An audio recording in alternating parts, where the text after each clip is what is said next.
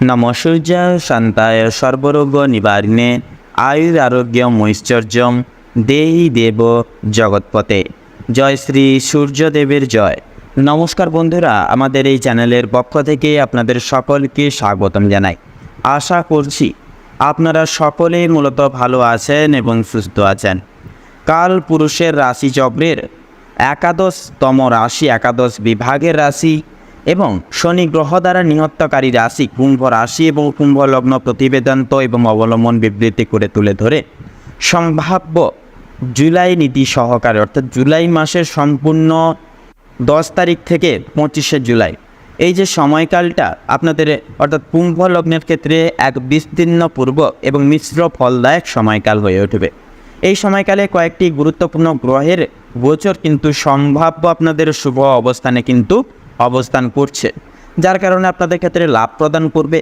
এবং কেতু এবং রাহুর অবস্থান আপনাদের ক্ষেত্রে কিন্তু অশুভ মার্গ প্রদর্শন করবে। এক কথায় বলা যেতে পারে শুভ অশুভ দুটো নিয়েই কিন্তু এই চলতি সময়কাল আপনাদের ক্ষেত্রে প্রাপ্তি ঘটতে চলেছে কুম্ভ লগ্নের উদ্দেশ্যে। তো মূলত বন্ধুরা, আপনারা যদি কুম্ভ লগ্নের জাতক এবং জাতিকাগণ হয়ে থাকেন তবে আজকের এই ভিডিওটি একেবারেই আপনার জন্য। আশা করছি অনেকটাই উপকৃত হবেন। তাই সেক্ষেত্রে অবশ্যই আপনাদের কাছে অনুরোধ করে রইল আজকের এই ভিডিওটি কোনো রকম কোনো প্রকার স্কিপ না করে সম্পূর্ণভাবে পুরোপুরি দেখার চেষ্টা করবেন। পাশাপাশি এই পুরোপুরি ভিডিওটি দেখে আপনাদের ভালো লাগলে অবশ্যই একটি লাইক করবেন। কমেন্ট বক্সে অবশ্যই ভালোবেসে জয় শ্রী শনিদেবের জয় এবং হর হর মহাদেব অবশ্যই লিখে যাবেন। আপনাদের যা মনের কামনা বাসনা অবশ্যই সেটা লিখে যাবেন। শনিদেব এবং মহাদেব একান্তে আপনাদের সকল মনের কামনা বাসনা পূর্ণ করবেন, জীবন অনেকটাই উন্নতি এনে চলতে পারবেন।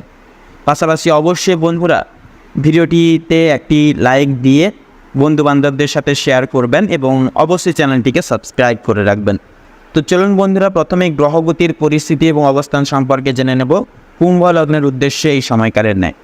তো প্রথমেই বলে থাকছে শনি মহারাজ। তো শনি কিন্তু আপনাদের রাশিতেই অবস্থান করবে, বক্রী অবস্থায় স্বরাশিতে অবস্থান করছে এবং এই অবস্থান কিন্তু সম্পূর্ণ আপনাদের ক্ষেত্রে ধৈর্য, শৃঙ্খলা ও বাস্তবতা বয়ে নিয়ে আসবে। রাহু থাকছে এবারে। তো রাহু কিন্তু আপনার দ্বিতীয় ঘরে, অর্থাৎ আপনাদের ক্ষেত্রে ধন ও বাক সংযম ক্ষেত্রে কিন্তু রয়েছে মীন রাশিতে। পাশাপাশি কিন্তু থাকবে এবারে কেতু কিন্তু থাকছে অষ্টম ঘরে, যা গোপন বিষয় ও হঠাৎ পরিবর্তনের ইঙ্গিত দিয়েছে বা দিয়ে তুলবে। বৃহস্পতি এবারে থাকছে। তো বৃহস্পতি চতুর্থ ঘরে অর্থাৎ মিথুন রাশিতে থাকায় পারিবারিক পরিবেশে সৌহার্দ্য এবং শিক্ষা বিষয়ক উন্নতি নিয়ে আসবে। তো সূর্য এবং বুধ থাকছে। তো বর্তমান পঞ্চম ঘরে কর্কট রাশিতে কিন্তু অবস্থান করছে, যে সৃজনশীল ও বুদ্ধিবৃত্তিক ক্ষেত্রে উন্নতি ঘটিয়ে তুলবে। এবারে শুক্র ও মঙ্গল থাকছে। তো শুক্র ও মঙ্গল ষষ্ঠ ঘরে সিংহ রাশিতে থাকায় কর্মক্ষেত্রে ও প্রতিযোগিতায় আপনি এগিয়ে থাকতে পারবেন এক ধাপ। পাশাপাশি এবারে কুম্ভ রাশির জন্য সময়কাল ভিত্তিক বিশ্লেষণ আরও বিস্তারিতভাবে করব আমরা এবারে। তো মূলত বন্ধুরা, এবারে কর্ম এবং অর্থ বিষয়ক তত্ত্ব নিয়ে যদি কথা বলা হয়, এই সময় কর্মক্ষেত্রে শনি আপনার রাশিতেই বসে থেকে দায়িত্বশীলতা অধ্যাবসায়ের দ্বারা উন্নতির পথ তৈরি করছে। দীর্ঘমেয়াদী প্রজেক্টে সাফল্য আসতে পারে। অফিস বা ব্যবসার ক্ষেত্রে কেউ উচ্চপদস্থ কর্তৃপক্ষের সঙ্গে কিছুটা মতবিরোধেও কিন্তু জড়াতে পারেন। পাশাপাশি কিন্তু আপনি যুক্তিবাদী আচরণ করলে পরে পরিস্থিতি নিয়ন্ত্রণে অনেকটাই কিন্তু থাকবে। পাশাপাশি এবারে বৃহস্পতি ও বুধের প্রভাব শিক্ষাক্ষেত্রে, গবেষণা ও পরামর্শমূলক পেশায় বিভিন্ন ক্ষেত্রে কিন্তু বিশেষ সাফল্য বয়ে আনবে। কেউ সরাসরি চাকরি বা প্রতিযোগিতামূলক পরীক্ষায় ভালো ফল পেতে পারবেন বা করে উঠতে পারবেন। ব্যবসায়ীরা পুরনো লগ্নি থেকে লাভের মুখ দেখতে পাবেন, তবে নতুন বড় বিনিয়োগ থেকে কিছুটা বিরত থাকা কিন্তু একান্তই ভালো হবে।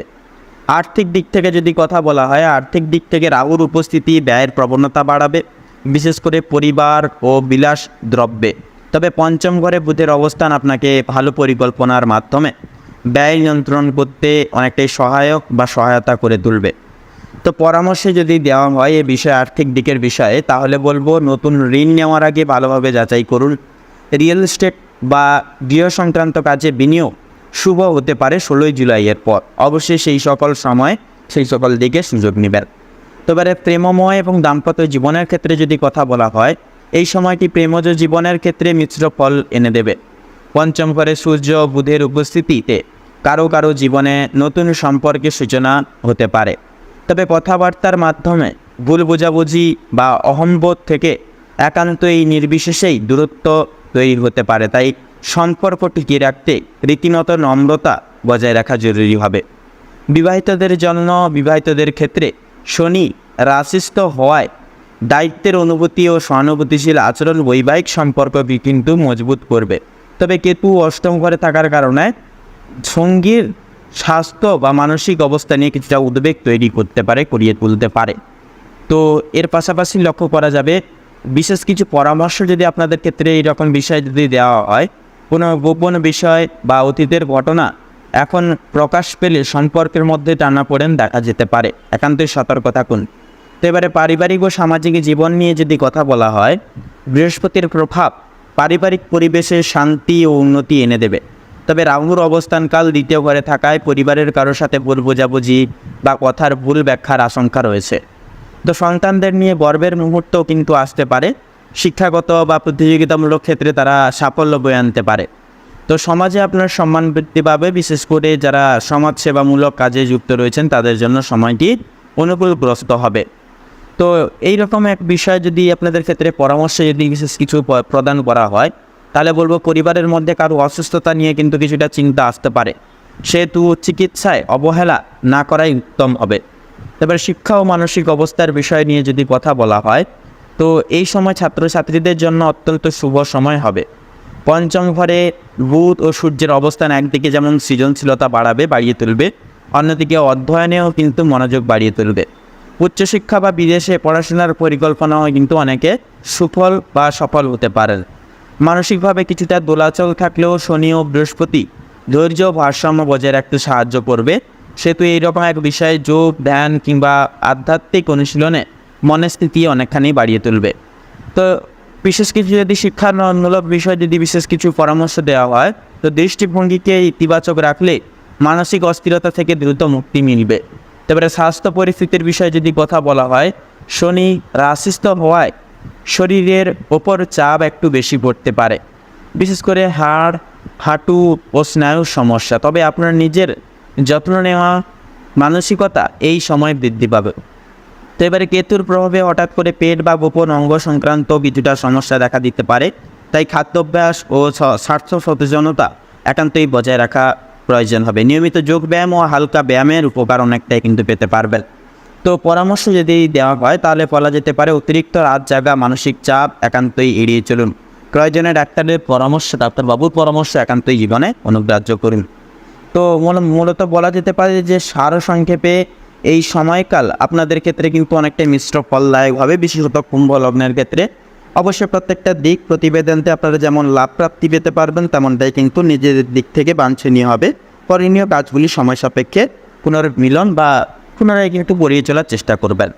তো মূলত কুম্ভ রাশি এবং কুম্ভ লগ্নের প্রেক্ষাপটে এই সময়কালের ন্যায় আপনাদের ক্ষেত্রে বিচার বিবেচনা করে যে শুভ রং এবং শুভ সংখ্যার শুভ দিক এবং শুভরত্ন যদি বলা হয়ে গিয়ে থাকে, তাহলে হবে শুভ সংখ্যা যদি বলা হয় তাহলে হবে 13 থেকে পুরোপুরি 23-এর মধ্যে প্রত্যেকটা কয়েকটা সংখ্যাগুলি। শুভ দিক হবে পূর্ব এবং দক্ষিণ। শুভ রং হবে আকাশী নীল এবং গেরুয়া। শুভ রত্ন হবে নীলা এবং পান্না। তো বন্ধুরা, আজকের এই ভিডিওটি এই অবধি। আশা করছি আজকের এই ভিডিওটির মাধ্যমে অনেকখানি উপকৃত হতে পেরেছেন। সেক্ষেত্রে বন্ধুরা বলবো, ভিডিওটি ভালো লাগলে অবশ্যই একটি লাইক করে যাবেন। কমেন্ট বক্সে ভালোবেসে শ্রদ্ধা করে অবশ্যই শনি বাবার নাম লিখে আপনাদের মনের কামনা বাসনা একান্তই লিখে যাবেন। আপনাদের যা যা ইচ্ছা সব কিছুই পূরণ হবে 24 থেকে 48 ঘন্টার মধ্যে। পাশাপাশি বন্ধুরা অবশ্যই আপনারা চ্যানেলটিকে সাবস্ক্রাইব করে রাখবেন এবং ভিডিওটিতে অবশ্যই একটি লাইক করে আপন বন্ধুদের সাথে ভিডিওটি শেয়ার করে যাবেন। তো আপনারা ভালো থাকুন, সুস্থ থাকুন, সতর্ক থাকুন। প্রত্যেকটা দিন, প্রত্যেকটা মুহূর্ত আপনাদের খুব ভালোভাবে মনান্বিতভাবে কাটুক। এই জুলাই সম্ভাব্য সময়কালের এই উভয় রীতি আপনাদের মনের কামনা বাসনা পরিণয়নের ক্ষেত্রে উপযোগী সময়কাল হয়ে উঠুক। নমস্কার।